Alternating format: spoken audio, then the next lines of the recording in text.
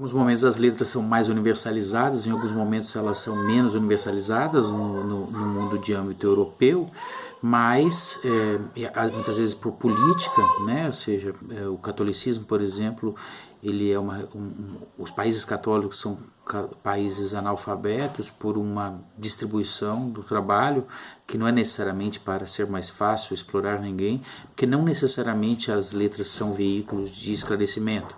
Muitas vezes são, mas muitas vezes também não são. Muitas vezes são veículos como hoje de divulgação de ideias fascistas, né? Lembremos que o Hitler era um amante das belas artes, da grande literatura, etc. E talvez o projeto dele era um projeto sobretudo estético, né? Isso é uma coisa importante que está num documentário chamado Arquitetura da Destruição. Não sei se vocês já viram, vale a pena assistir, é muito esclarecedor, tem muito a ver com o nosso presente, a Arquitetura da Destruição, está na internet. Tem uma moça, acho que chamada Patrícia Porto, se eu não estou enganado, é no canal dela que ela pôs com legenda em português, né? Um documentário dos anos 90. Então, aqui nos interessa pensar, e eu disse para vocês, tanto lá na origem do mundo ocidental, em outros momentos do mundo ocidental, o oral e o escrito estiveram, vamos dizer, em conflito, né, nem sempre aberto, mas no final do século XX, cientificamente, né, na academia se discutia isso e é sempre uma subalternalização das tradições de cultura oral, o que redunda em muito preconceito, né? Eu queria, com esse episódio, por exemplo, que depois a gente pode evocar por outras razões em outros momentos de aula, que vocês vissem, por exemplo, a sofisticação da oralidade, né? A cultura Yanomami tem muitos elementos disso. Eu falei ali que eu ia falar de um certo alumbramento que eu tive na primeira vez que eu fiquei hospedado dentro de aldeia, né? Dentro dos chaponos, como eles falam,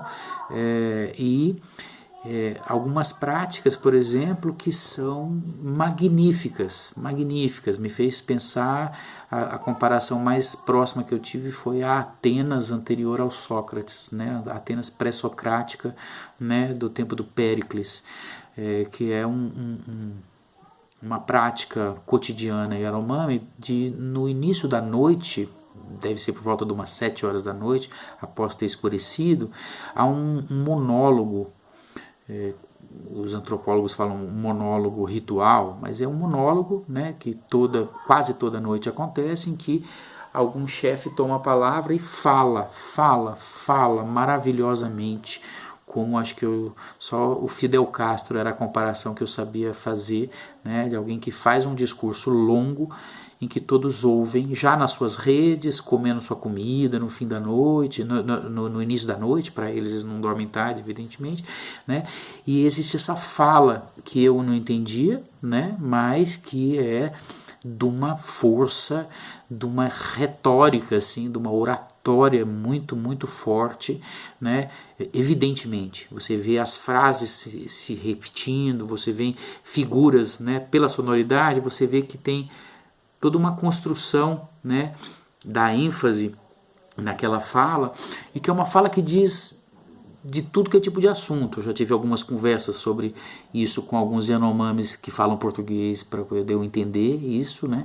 Eu tenho até alguns gravados e buscando saber qual era o conteúdo dessas falas. Elas dizem respeito a problemas com os brancos, elas dizem respeito a algo que o pajé falou, né, durante um dia, alertando para um determinado problema de saúde que pode estar chegando, né? O problema de saúde às vezes vem de espíritos que querem comer as almas dos jovens, por exemplo, né?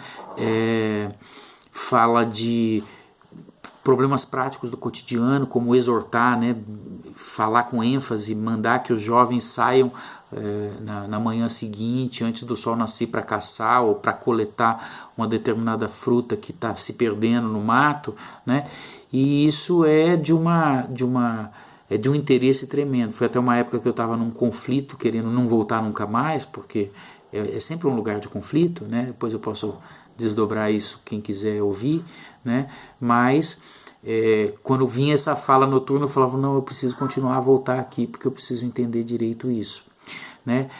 depois ir estudando, depois, né, vendo. Existem alguns tipos de fala ritual, por exemplo, entre os Yanomamis. Algumas eu já tinha assistido em vídeo junto com eles, mas assistido em vídeo, umas falas que seriam, vamos dizer assim, encontros diplomáticos, né, mas que eles são diálogos rituais, né, e tem dois tipos de diálogo. Tem esse monólogo, né, e tem dois tipos de diálogo ritual. Tem um que é mais cotidiano, em que em geral conversam as lideranças, né, sentadas um ao lado do outro. Eles não sentam normalmente de frente para conversar, mas e existem os diálogos quando chefes de comunidades diferentes se encontram, e principalmente quando existem conflitos que estão tentando ser resolvidos. É um diálogo muito impressionante, porque é um diálogo feito todo agachado, em que os dois chefes, às vezes pessoas de 50, 60 anos, ficam agachados, com movimento no agachamento e abraçados,